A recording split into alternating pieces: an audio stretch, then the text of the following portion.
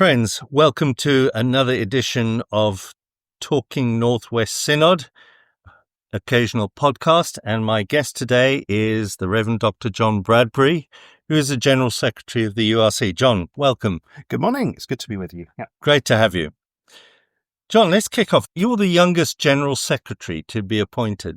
Can you tell us something about how that came to happen? So when you were being approached by the people who were discerning the process and were settling on you, what were the kinds of things that they were expecting from you? And what were the kinds of gifts that they were telling you they'd identified that made them want to appoint you? Interesting question. I suspect, like for many people who experience some kind of call, begins with someone sort of, tapping you on the shoulder and just saying, have you ever thought that? And I remember probably about a year or so before we knew even that John Proctor was going to retire as General Secretary, someone had said to me, John, have you ever thought that maybe you might have what's needed to be the next General Secretary? Which came as a bit of a surprise. And then more people sort of were saying this to me. And in my experience, that's often how the call of God works, through the body of the church, as people do spot something that perhaps you wouldn't have spotted yourself. I think the kind of things that people were noting was that I kind of brought some theological experience with me, having taught theology for 10 years at Westminster, having studied quite widely, been involved in ecumenical things. I got some theological background to bring to the role, coupled with the fact that quite a lot of what I'd ended up doing in my time at Westminster was more on the management side of things. So I'd been quite involved in managing the commercial bit of college life and the hospitality bit of college life and engaging with the staff team there. So I'd got some management and running organisations and institutions experience, and also some experience from having been for a while the convener of the amazingly titled Law and Polity Advisory Group, which always makes me think it might be some kind of minor branch of the Vatican or something, but I do assure you it's not. That had given me some insights into some of the complex legal and governance issues that surround our life as a church, many of which land up on the desk of a General Secretary, so that was quite good preparation as well.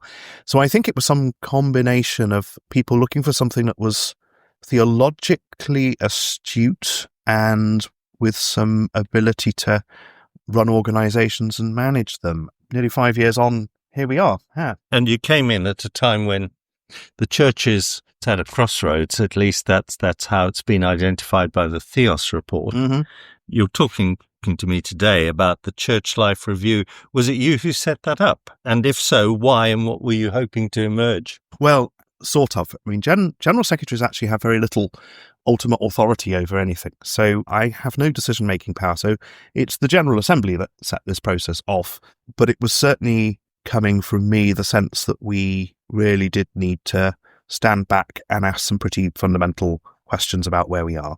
And of course, I emerged into this role in the middle of the pandemic. So I literally moved to London to pick up this role at the end of the first lockdown, when you still couldn't do anything else, but you were allowed to move house, and I did. So I picked up the role at a moment the church had been turned upside down and inside out anyway by the pandemic. And I remember having long conversations with my then line manager, Peter Pay, who was then the moderator of Assembly, who sadly died during his term of office. And Peter had got a lot of experience, both of church life and industry and as a consultant. And we were talking, when's the right moment to ask the church to stand back and do some of all of this reflecting? And his view was that at a moment when everything was turned upside down anyway, and at a moment when everyone had realised that quite rapid change was actually possible, it was pretty extraordinary what we did with church life in the pandemic, that was actually a good moment. Now, the cynics will say that organizations in terminal decline turn inward and continually review and become increasingly bureaucratic. It's as though the primary issue is a structure that isn't fit for purpose, rather than, say, an organization that has outlived its purpose. So what would you say to the cynics in the case of the United Reformed Church? Where are we on that spectrum? Well, I mean, there is, of course, some truth in that. One of the reasons why we really do need to stand back and think about how we organise ourselves and how we run our life together is because we are a fraction of the size that we were when we came into being. So we're trying to run a relatively small church on the kind of apparatus and legal and governance structures of a church 4 or 5 times its size. Yeah. And there's a danger that unless you attend to some of the issues that surround all of that, in the end you just fall over because, bureaucratically you become too impossible to run. That decline is real. However, I do live in the hope that that's not the only dimension to the story, because no organisation is ever going to grow or change or make meaningful impact unless it does so at the front line of its engagement with the world. And our frontline engagement with the world is absolutely through our local churches. And there is no way that the General Assembly can develop or devise programmes that are fit for purpose in all our local churches. We believe local churches are best placed to discern what kind of mission, evangelism, witness, service, engagement they're called to in their local patch. So we're not trying to develop a grand strategy for the whole United Reformed Church. In some senses, quite a lot of what we're doing is almost a little bit behind the scenes from that. All the consultation we did in the first part of the Church Life Review revealed a number of things. And overwhelmingly what came through from local churches was that they're very tired, that they feel very ground down by a lot of what we tend to call the sort of compliant stuff, keeping on top of your health and safety and your risk assessments, making sure that all your safeguarding is in order, making sure that your building's fit for purpose, that your finances are operating, and that these things, just to keep any kind of organisation going, become a bit all-consuming and exhaust people. So one of the key sets of questions that we're asking in this second phase of the work is precisely how we can try and lift some of those burdens from local churches, to try and free the local church to be the local church, genuinely engaging in its mission and evangelism and worship and witness in the communities where they're set. There are bits of this which are also about how we might encourage some new worshipping communities to engage as well, which is another front where one hopes that we might make a real difference in some communities perhaps that have no presence of church at the minute, or communities in areas of high deprivation where there's very little church or community presence. So that's another aspect of the work. What we're not trying to do is save the United Reformed Church. Right. God saves. No institutional review or mechanism is ever going to achieve that. We are trying to make life where we can much easier for people so that they can get on to live out the vocations that God has given them. Can I just go back a moment to this phenomenon of decline through which we're living and how you read that? I once had the opportunity to ask David Bosch, the South African missiologist, where it all went wrong for the church, and he replied 3:13, and I looked at my watch and it was about 4 p.m. He said that's when the church left the tents of Moses for the court of Pharaoh, and of course he was talking about the Constantinianization of the church. And his point is that what we are witnessing in decline is that God is pruning the Church of Christendom, that it's in some sense been in the wrong place for an awfully long time, and that's now run out of road.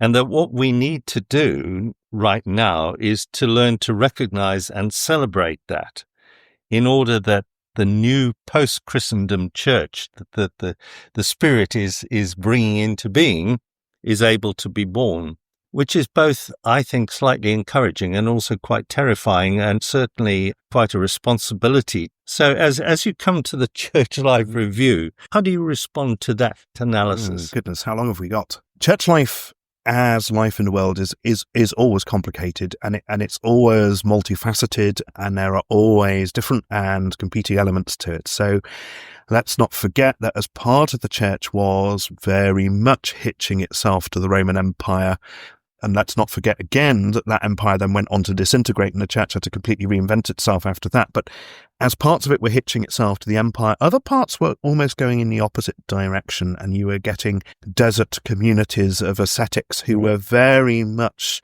quite literally, shutting themselves away from that kind of power and movement and living a very countercultural existence.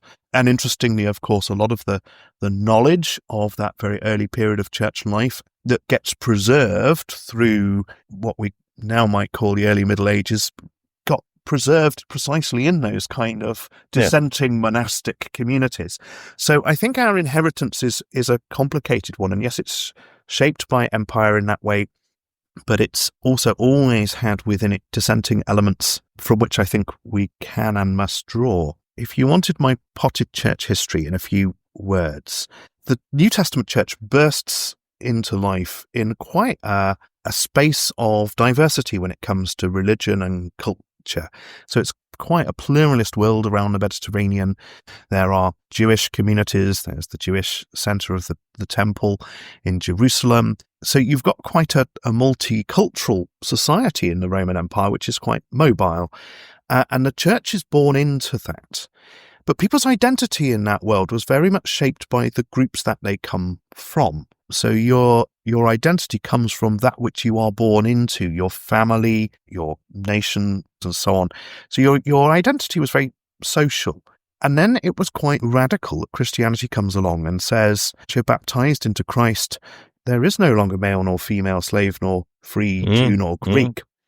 And at that point, you can see that your identity is still social, but it's now formed by being part of the body of Christ. And that's primarily your family that gives you your identity.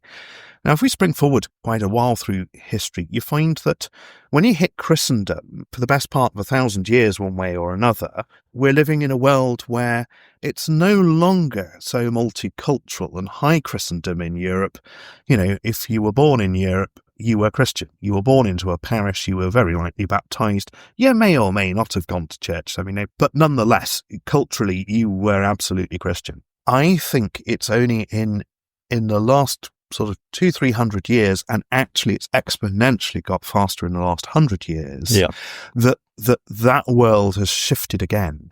And I think it's shifted in two ways.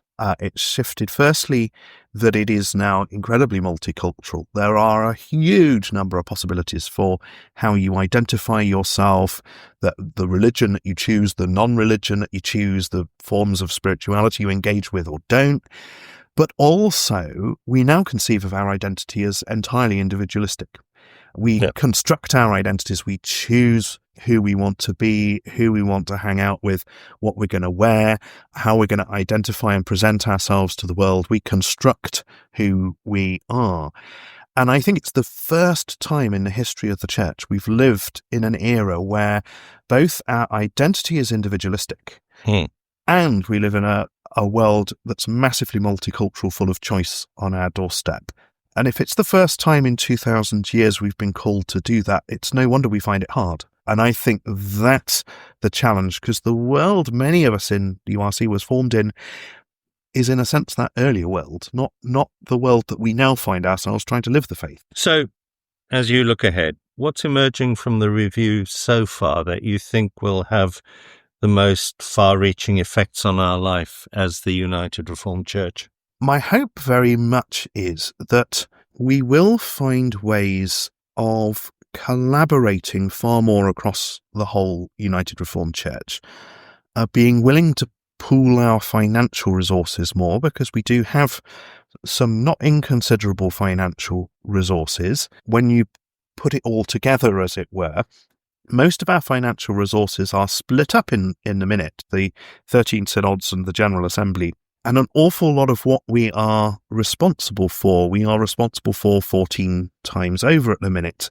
And one of my big hopes is that we will come to trust one another enough to engage far more together and collaboratively, both with how we use our money, which may well give us the confidence, as it were, to spend more of it, frankly, to deliver some things that will hopefully change lives for local churches, that together we will be able to much better resource local churches with some of that really basic stuff that grinds them down, the compliance stuff, the finance stuff, the health and safety stuff, the HR stuff, so on and so forth, that we might find ways both to fund and enable some local churches who maybe haven't been able to benefit from things like employed workers, Right. who can be a real resource for the life of the church in a world where we're never going to magic more ministers out of nowhere. And I hope that in a few places, and personally I would love to see those places being areas of deprivation where many community organisations and churches have pulled out. It would be lovely to see us going in and creating new worshipping communities of discipleship in those places. Put it all together, and I think we can genuinely make a difference to the lives of both struggling United Reformed churches and the way the United Reformed Church has a presence in a few places where at the minute we don't. This may be the same question in a different form, but or maybe not. Is there stuff emerging from the review for you so far that you think at the end of the process will be exciting and transformative and feel like good news for local churches that are tired and discouraged?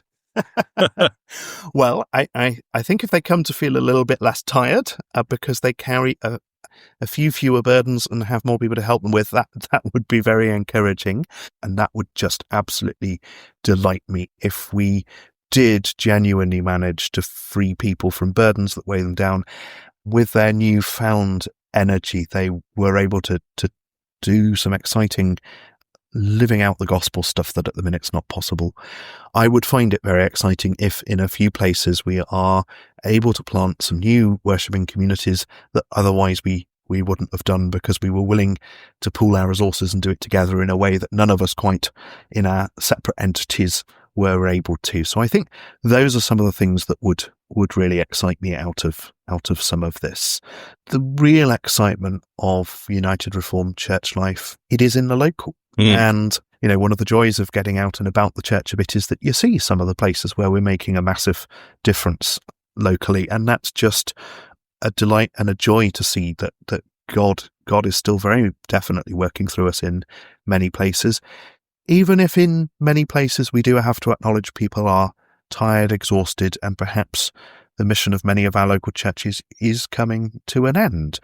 But out of that ending, I genuinely believe a very gospel-shaped message that out of endings become new beginnings. And part of the reality that I think we need to name and own is that as churches close, and many more will close in the years to come, new resources, particularly financial resources as we sell buildings, become available.